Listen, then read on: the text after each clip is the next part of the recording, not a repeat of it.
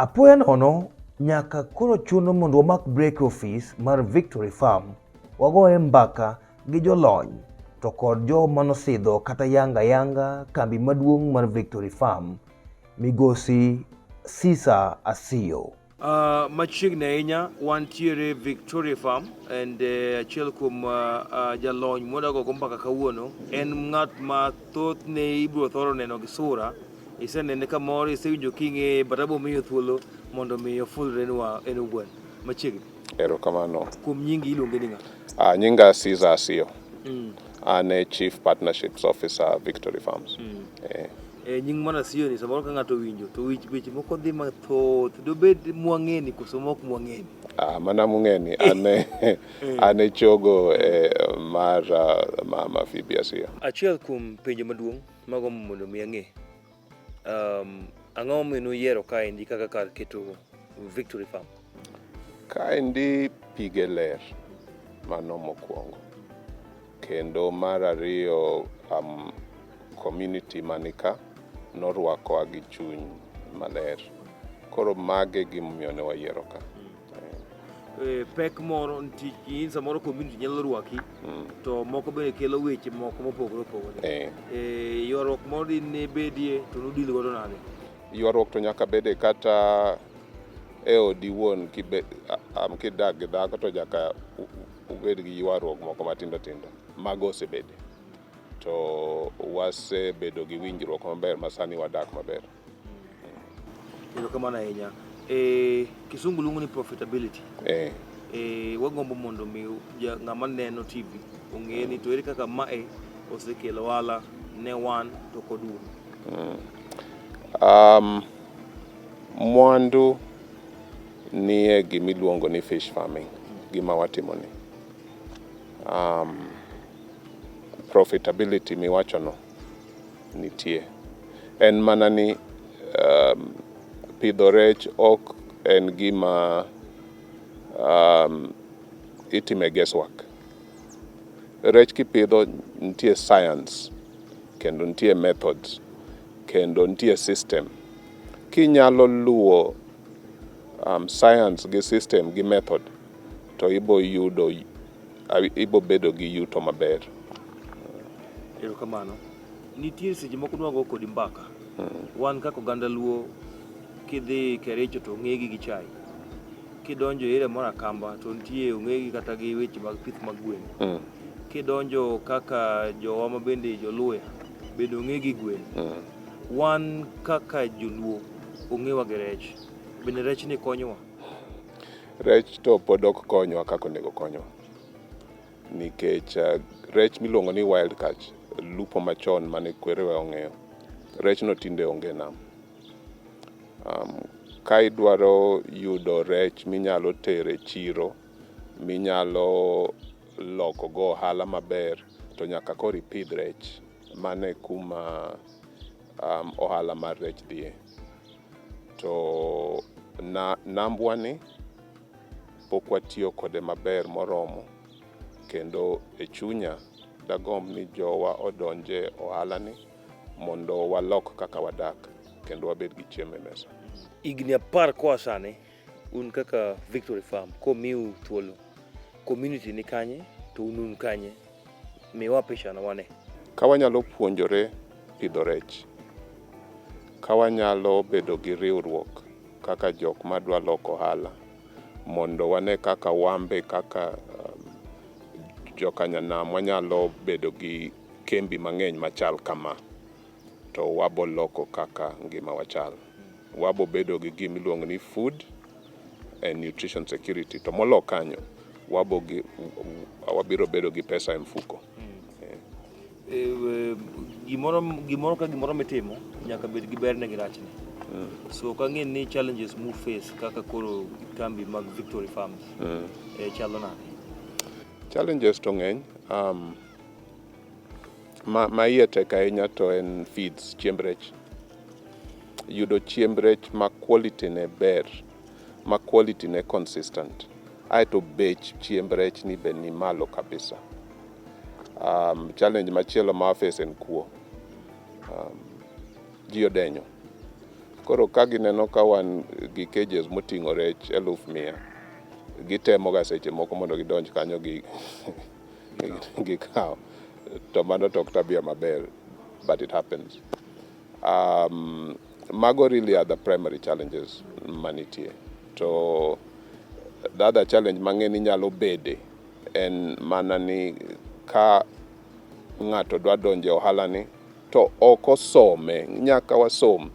Nitie science ka maka watimo ni bahati nasibu ni bolo nyithi rech e nam tipani bang' dweche 8 amibo bedo gi yuto maber. Onge gima chal kamano. Nitie system. Risk do nitie kuonde te. To for example ma iwachono, donge kanu dhi e nam to rwaknu life vest. Nyaka wang'e ni kama nitie risk nyaka bede protection. Ka in e factory manigi chumbe imi hard hat donge. It's the same thing ka wan e nam. Nyaka wabed gi gimiluongo ni protective gear. Kendo nyaka wa practice safety. Yes. Mogik seche moko ne wago mbaka ga achiel kuom jota tije maru ma pacho maiye ka. To konwa ni donate fingerlings. Yes. Seedlings mang'eny ne counties magwa 4 ma pacho ka nyaka ko mede makaka mega mondo mi promote weche mag pidho mar rech, pith rech. Ok ang'e ni to un kaka Victory Farms bende un gi ywak moro madugo muywago ne godo county jotend migepe mag fisheries kata sirikal mamalo? Ywak ma wan go en ni chiro mar rech duong'. Kenya kaendie Ministries of Fisheries wacho ni nitie shortage mar 360,000 tons per year. Dawagomb ni sirikal mar county to gi sirikal mamalo otim promotion mondo jok ma nyalo dwaro pidho rech odonje pidho rech.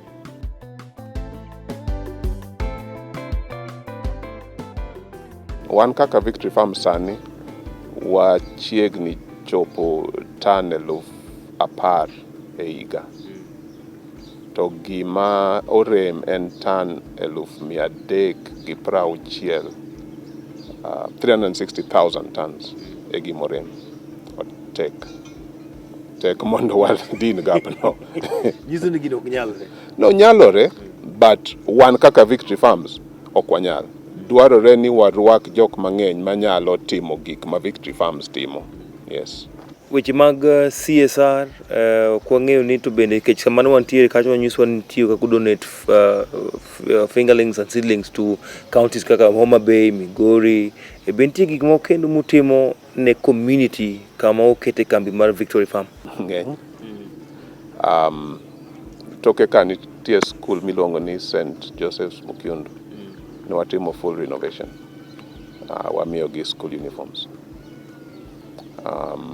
Sindo town nitie hospital miluongo ni Sindo District Hospital. Wapidho jotuo kanyo gi rech. Every month wapidho nyithi kiche 300 all over Kenya gi rech. Kawuono wayaw ne ncha wang'iew vaccines mag COVID ne staff te, ne families make staff te, ne casuals te. To kata un kapok uyudo chanjo to wanyalo dhi sani. Sani. Wacham yath. So CSR to ng'eny. Nitie moko mapok awacho. To CSR no konyo nikech kelo wa machiegni gi community.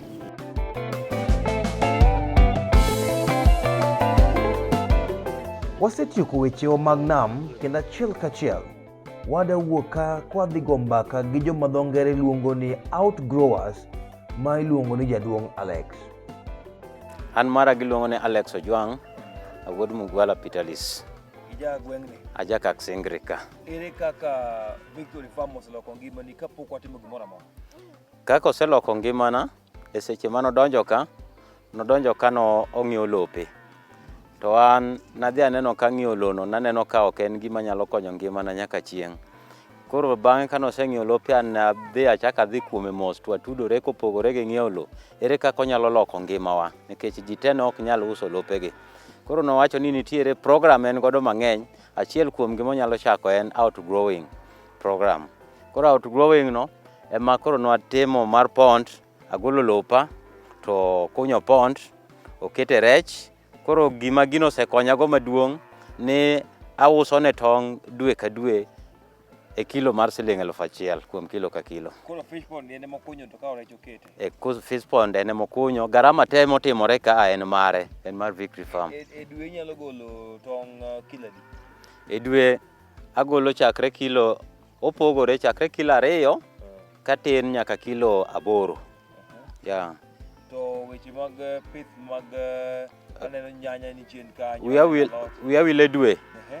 E dwe en chakre kilo chakre kilo 8 nyaka kilo 20. Yeah, mano dwe. Mano dwe. Okay. Yeah. To rech ka rech moket ka. Gin rech adi mamine to machuo gin adi? Koro luwore gi size mar rech moket ka. Ka en rech maduong' onyalo bedo chakre gimoro gram 5 kanyo. Ka en gram 5 inyalo ket gi mamon nyalo bedo rech 160 to machuo nyalo bedo rech 40. To ka gin gram mathin ne gram 5 to onyalo ting'o mamon nyalo bedo rech 200 to machuo nyalo bedo rech 60. Nyiso ni fish pond ka onge tugo tich tiyore. Ka tich tiyore nikech joma tiyo otieno nyaka godiechieng'. Yeah. Tijgi. Yeah. Tiyore maratari. Yeah, nitie tim mopogore opogore. Yeah. To mogik. Yeah. Chien kanya neno nyanya to neno alot. Yeah. Chien kanyo ka wantiere atudora gi kambi 2. Kambi maduong' ma mene gi te iluongo ni Victory Farm. Mane wuon pond ni. Kambi machielo ma bende embe obawore kuom Victory Farm kaka ambi wabawore kode en Stable Food. En bende wariwore kode mondo mikoro wapur kothe. Mondo mi kik jogweng' ka nyalo bet ni samoro jomoko ae tich modeko to koro kuma gidhi ng'iewe chiembgi nyalo bedo matin. Koro giyudo gi machiegni ka. Koro Stable Food ema puro piny kono. Yeah. Lokruok magino osekelo ngimani nyaka ne chakre. Chalo nade? Lokruok mosekelo ni sani endi chon nanyalo bedo gi tabu ni samoro kadhi e puodho koro kanyalo yudo pesa moro to ka challenge moro goya to onge kaka nyalo to sani koro an gadieri ni 10,000 abiro yudo dwe ka dwe man gadieri ni an gi pesa mang'e ni nyathina nyalo dhi sikul kata ok atiyo kata tuo. Yeah. Kamano. Yeah. Mogik ang'o ma digo nyiso jogweng' ma nitie around ka? Jogweng' asebedo ka nyisogi ni mondo mi gidonji e program machal kamani kech en program manyalo konyo nyaka deye ma ok nyal ndiki e kambi ka. Koro nitie achiel kuom jomoko bende mosechako bedo ka donjo nikech samoro sani yudo ka deye thothgi odong' gi nyithind kiye. Kaka ginyalo puonjogi onge to kaka onyalo tiyo e kambi mondo puonj nyithindo bende onge. Koro gini en gima program ni en gima Victory Farm ema tiyoni in gima duong' ne ka dwe orumo tikawo pesani ka nitie kaka inyalo tero nyathi e sikul obro dhi. Gik mineno ka gi miwinjo kaendi ka ok otuchi to bende koro in tamande.